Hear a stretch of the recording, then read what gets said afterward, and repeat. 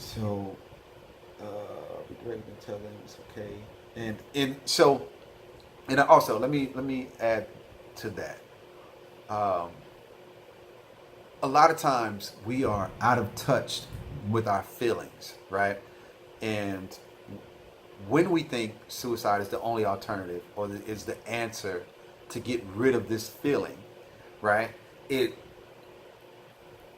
that could not be further from the truth. Okay, you you have to get used to your own feelings, right? And I know, it's the depression and the panic attacks and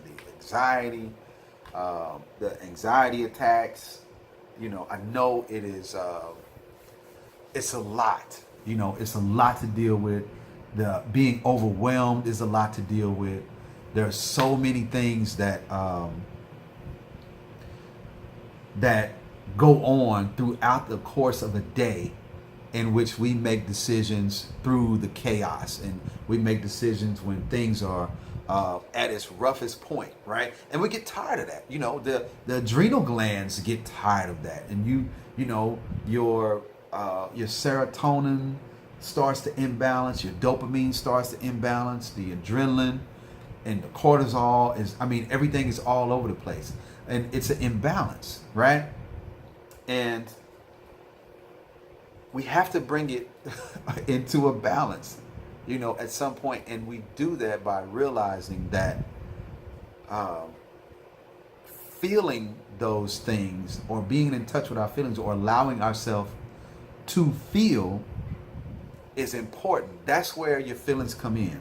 That's where you take the time, understand that being sad is an emotion, that it's normal. Being angry is an emotion that's normal. It happens. People get upset, right? Being disappointed, it happens.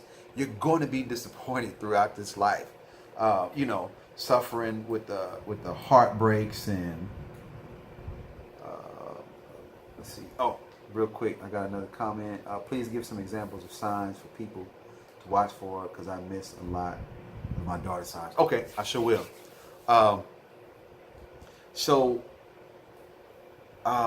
those feelings, right? Allowing yourself to feel those things, all right? Feel through those emotions. Don't try to, there's never going to be a quick way to dump all of your feelings, or dump the way that you feel about these things, all right? So if you're sad, feel it. Take some time to be in the sadness. Understand, all right, this is an emotion that I'm not used to feeling. I'm used to doing something to block it out, or dump it away, or I tuck it down deep, deep, deep down inside my heart, and I never let it out. Okay? Get in touch with those feelings. Understand, overstand why you're sad, right? Overstand that. Why you're upset, why you're disappointed, why did you go through the heartbreak. Feel those emotions and then release them. Don't just, the moment you feel them, you dump them. Okay? Feel through them. Allow yourself to feel through those emotions so that you can get through them. Right? That's gonna do one thing for you, mainly, is to let you know that you can get through it. But if you don't want to feel, and you stay closed off, your heart chakra is going to shut down. You're going to be cold-hearted. You're going to stay depressed, and you're going to stay feeling anxious. All right. So you got to open up. You have to let these emotions flow. Let them take their course. All right. And deal with life accordingly. Okay. So next. Strong family bonds, safe schools, and support from caring adults. All right, and family and community support. That's one. So I pretty much covered that one as well. What else? Okay, good. So yeah, that was perfect. And just please remember, the Suicide Prevention Lifeline is there in the comments. All right. There, you can speak out on this platform. You can ask questions. If you want to talk to me, My contact number is 469-626-7486. And I'm available from 12 a.m. to 2 a.m. Right? But feel free to call me anytime. Leave a message if I don't answer, or shoot me a text message. Okay. So now I'm going to go into some examples of signs and stuff to look for, right? At the request of Michael Kennedy. All right. So let me go. How the hell? So I'm just going to go right over to the warning signs on the website. And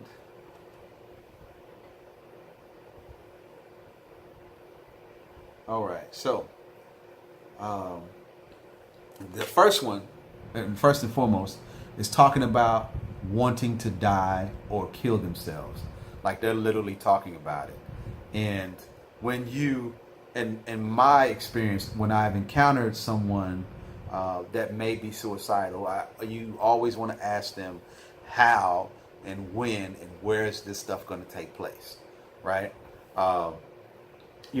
You always want to, you always want to ask them, because you want to see if they have a plan, right? And find out what that plan is, and get them the proper help that they need.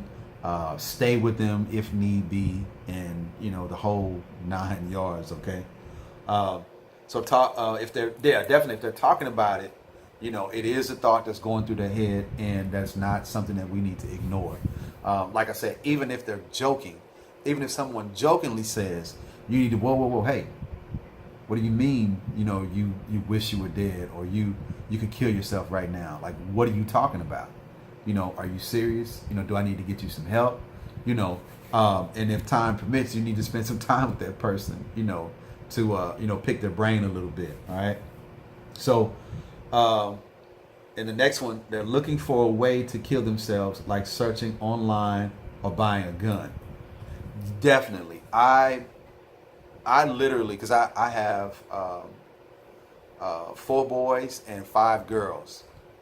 And my wife has, because we're a blended family, so my wife has 4 children and I have 5.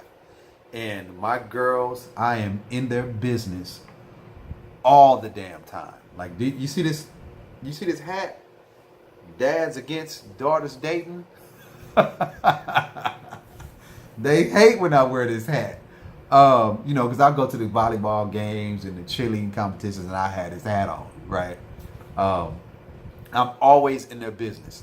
And my son, my sons now, I'm always in their business. I take the phone away from them, and I go through their phone. I go through every inch of that damn phone, right? They don't have it ain't no such thing as privacy in this house. We don't do shit like that, okay? So I know the codes, I know the little passwords and all that stuff, and I go through every inch of that phone because I need to know. I need to know everything. I don't want to be blindsided with nothing. All right.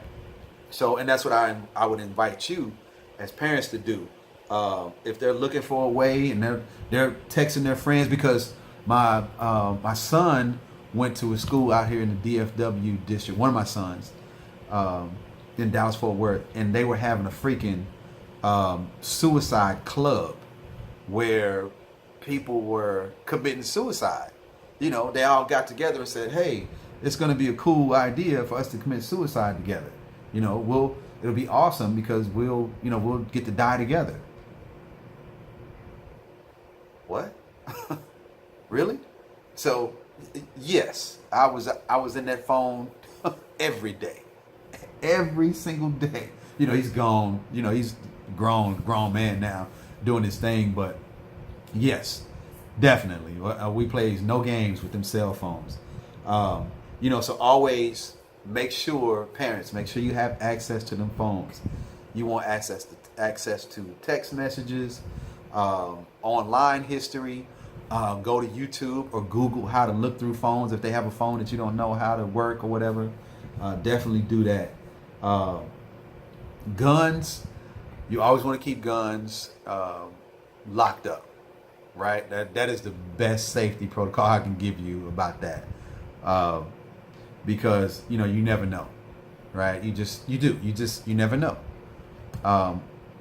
There are some children that they can handle guns, laying around on the table, and they see guns every day. It's no big deal.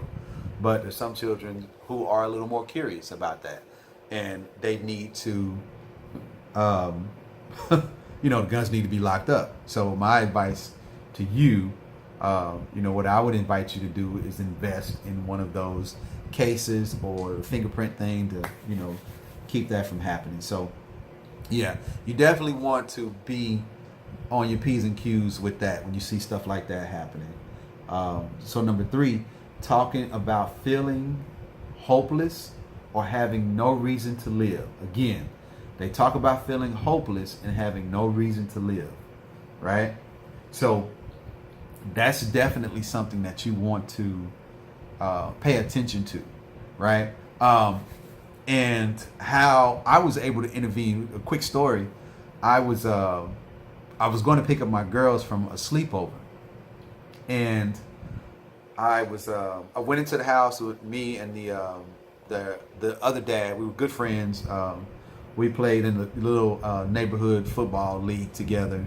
So I would go, we were cool. So I came into the house and he said, "Hey, yeah, they're upstairs. Go ahead and grab them." So I go up the stairs and I hear him talking.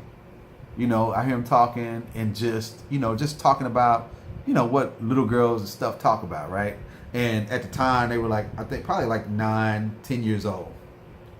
So I go up the stairs, but not all the way. So I stop and just kind of listen to and hear what they're talking about, right? And they were talking about some grown-up stuff. So I was like, hey, whoa, goddamn it, wait a minute, what's up? Where did you get that information from, right? So right then and there, it lets me know that, we have to do some eavesdropping as parents. You have a certification from me. You're authorized to eavesdrop on your children, especially for some shit like this. You don't want them to, take themselves out, or they feel hopeless, or they think they don't have no reason to live, and you didn't know anything about it, right? So eavesdrop, right? Eavesdrop when they're talking on the phone with their friends, or these sleepovers. Just eavesdrop. Tell the parents to eavesdrop so you can hear what's going on. All right, so definitely, a lot of times people say, well, I didn't see it coming, and you don't. A lot of times you don't see it coming. But as parents, if we are a little more invasive of privacy, right? If you're a little more invasive, right? Just, get in your children's business. Stay in their freaking business. All right? Stay. Every text message, take the time to read it. Okay? Read it. Get that phone and go through it. All right? Then they talk about feeling trapped or in unbearable pain. Yeah, that's a good one too. They feel like they're trapped. They feel like there's, no way out. And especially those who, in my experience, that's been children with, who deal with a great deal of pain from a dis-ease or a medical disorder of some sort. And, they have this chronic pain all the time, right? And that will make you want to transition. Trust me. Until I started going to the chiropractor, I had chronic pain. And it was definitely a thought of mine because I was in pain. I was hurting. Okay. And if you're hurting, a toothache will make you want to check out too. Your tooth is bothering you. Your mouth is hurting. Your head is hurting. Your eyes are hurting from the pressure of your head hurting so hard. Yes, definitely. All right, definitely. You want to pay attention if you hear him say anything about feeling trapped or in unbearable pain. Okay. If they talk about being a burden to others, right, and always make sure you read between the lines. Children will say, Mom, Dad, I know I know you're busy and I don't want to bother you, but I need this, or can we go here, or can I take, and a lot of times we'll dismiss it and we'll think that they're being polite, or whatever. And, most of the time they are, but that's just in my experience. I've learned, from taking little courses here and there, that's something that you need to pay attention to, because, naturally you are not supposed to be bothered by your children, right? Your children are never supposed to get on your nerves in a perfect world, right? So, if they feel like they're being a burden, and you hear them say that, I know you're busy, and I don't want to bother you, and be careful how you express yourself. If they call you, because a lot of times I catch myself, and if I'm deep into a study or I'm working on a project, and they'll, one of the children will call me, and I'll be like, what is it? Automatically, right there, they're like, I'm bothering Dad, or he's busy. I don't want to be a burden to him, just because the way that you react to them, right? When they're calling you, and you're so, you're not trying to you don't mean any harm, but that's the way they see it. They see that they're a burden. And if you do that all the time, or you make a habit of that, then yes, they're going to feel like they're a burden to you. All right. If you see them increasing alcohol and drugs, right? Like, they don't normally do drugs at all, but all of a sudden, they're experimenting with drugs and alcohol, and it's more than just them experiencing, that one time, right? So after that one time, if that ever happens, hopefully it never happens to you, but after that one time, watch them for months at a time, so you can monitor, what's going on. Sneak up, there's a great deal, and parents, you'll know what I'm talking about. There's a lot of time between after school and these games, right? So school gets out 3-4 o'clock. The game is until 5-7 o'clock, right? So there's a lot of downtime, and a lot of things go on in that window, in my experience, right? There's a lot that happens. So always make sure you pop up on your children. Make a habit of popping up on them, and see, that's the only way you're going to be able to tell if, drugs and alcohol is a major thing, besides monitoring the way, they act and so on and so forth. You're going to have to do some pop-ups. You're going to have to do some check-ins, come up to the school, hey, I just want to give you a hug and a kiss. I missed you this morning. All right? That's simple. Because ultimately, you're doing this for your child. You're doing this for your own well-being. You're doing it for theirs. All right? If they begin to act anxious or agitated, and they're behaving recklessly, if the children start to get to the point where they don't care, especially if you tell them to do something, or you're asking them to do something, and they recklessly say, whatever, or they start to act lackadaisical or not motivated to do the things that you ask them to do, that should be a red flag, and you need to pull them to the side and talk to them, or start spending some more time with them, or give them some more attention, or whatever you need to do to kind of rectify that. So bring that to their attention, hey, I see you, what's going on? And a lot of times that will fix it. And because ultimately a great percentage of youth commit suicide because there's nobody there to listen to, and they felt like, if nobody listens to me, I'm not important. So hey, why not just check out, right? If they're sleeping too little or sleeping too much, right, that's something to look out for. If they're withdrawing or isolating themselves, one thing that we don't allow here, we don't allow isolation. Definitely go get your me time. Take some time to read or color, clean up your room, and so on and so forth.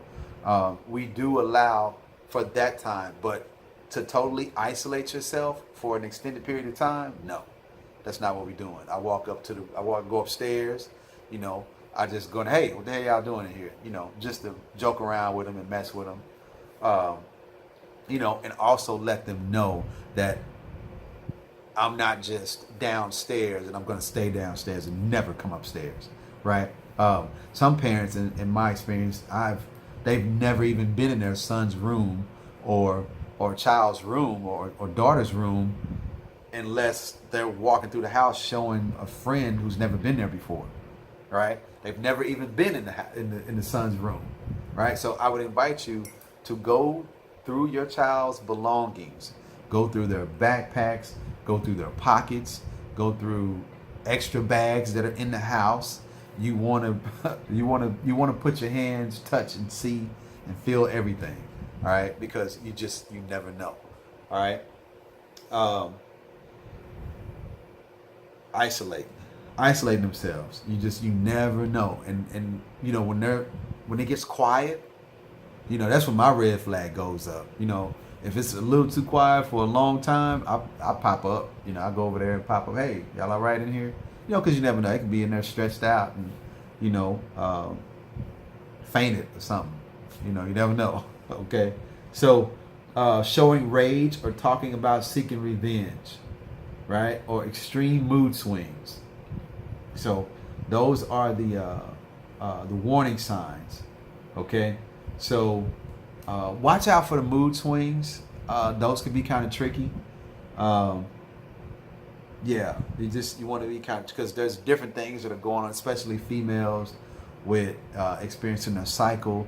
There's a lot of mood swings that go on with that on a day-to-day basis. But you know, and I think these are talking about, you know, some of the things that are obvious and some of them are just a little tricky. But by all means, please stay close to your children and you know, talk to them. Provide a safe zone for them to always be able to come to you and talk. A non-judgmental safe zone. A lot of times children don't come to us and they will not talk to us because they don't feel like it's safe. They're going to think, you know, my children for the longest wouldn't tell me stuff because I always blew up. Like I literally would blow up. You know, even if they were talking about something at school, right? I would blow up and be like, what the heck? You know, blah, blah, blah, blah. I would blow off the chain. And it took me some time. This is, you know, to tell you where my development came. This was within the last 10 years. You know, I've made that change. You know, and I'm 40. So, you know, it's very, very imperative that they have a non-judgmental, safe place to talk to you, right? And, you know, safe mentally. They need to feel like they can trust you and, you know, tell you things without you getting upset or angry or anything like that. Let's see. We go to the comments real quick. I wonder why my comments, some of them will show. Okay. Oh, okay. A couple, Michael says, a couple I experienced is giving personal stuff away and cutting herself. Okay. Yes. Those are, that's what you did. You're probably not going to find on the Suicide Prevention Lifeline. I mean, you may, but from what I just read, no, those aren't in there. And these are very, very telltale signs. Cutting themselves. A lot of, especially young women, will cut themselves to deal with pain or to force, to punish themselves, right? They deal with pain or they do that cutting to release and or punish themselves. So definitely, if they're coming up with these mysterious cuts, like Michael says, definitely you want to pay attention to that. If they're given please, all right, this is a very, very, and I'm thank you so much, Michael, for putting this out there. My son, one of his friends, and I don't necessarily want to say that we had anything to stop it, but it may have. he came home. My son came home with a watch. This was a Rolex watch. And for those of you that are into watches, a Rolex is pretty freaking expensive, right? And like I said, these were, you know, some well-to-do DFW schools in Dallas Fort Worth. And he came home with it, and he said his friend gave it to him. And I said, what? I said, your friend gave you a Rolex? No. What do you mean? He said, well, yeah, you know, he said I could have, you know, because we're real cool. And he said I paid for his lunch a couple times. And, you know, he just said, hey, he thought I should have it. I said, no. He didn't think you should have a Rolex. You know, I'm like, no, this is not happening. So this was after school, of course. So I went up to the school, you know, and I talked to the only person up there at the time was the janitor and the coach. And I'm just like, hey, man, I don't want this watch. Like, we don't want this watch in the house because we don't know where it came from. I don't know if the little boy stole it and gave it to my son or what. But long story short, I went up there the next day because, you know, I thought about it, didn't want to give it to the janitor or the coach.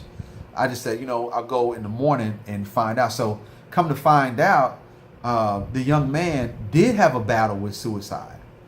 And he was, and the parents was, you know, they went through some of his journals and went through some of his social media postings and found out that he was inside one of these little suicide clubs or whatever.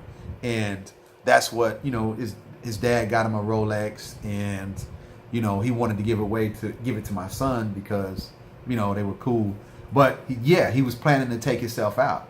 So if your children come home with something valuable from another child, please, by all means, question them and go back to the school and find out who it belongs to, and just let their parents know that, hey, your son or your daughter gave this to my son. Is this true?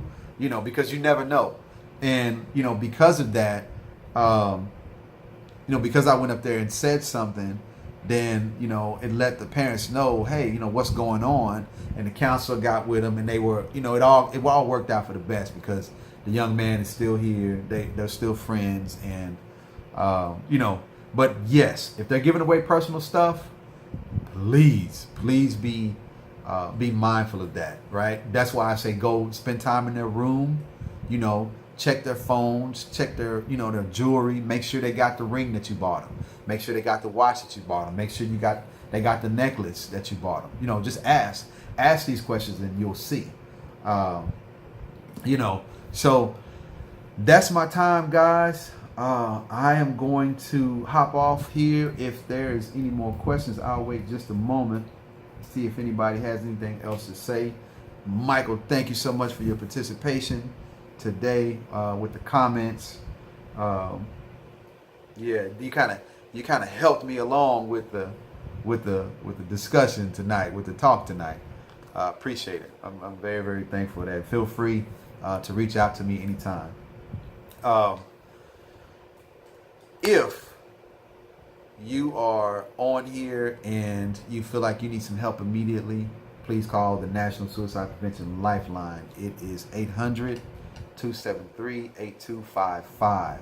Okay, they do have resources that you can tap into, or you can go to suicidepreventionlifeline.org, and they have resources. They have live chat on there as well. Excuse me. If you are in danger of hurting yourself or someone else, please hop off of here and call 911. All right, and they can get you some help immediately. You know, so, and if you want to talk to me, my number is 469-626-7486. I'm available 24/7. If you don't get me, please leave a message or shoot me a text message. Also, let me see. All right, good. Let's see, what else? If I think that's it. I don't really have nothing else for you guys. I thank you so much. I thank you so much for tuning in. If you found any value in this video whatsoever, please share it. I know that someone could use it, use the information. You never know. So if you are watching the replay, please post. Just put where you're from. I would greatly appreciate it. That way I can see how far this video is reaching. Other than that, you guys, thank you so much. Live life to the fullest. Y'all take it easy. Try not to do too much. Peace.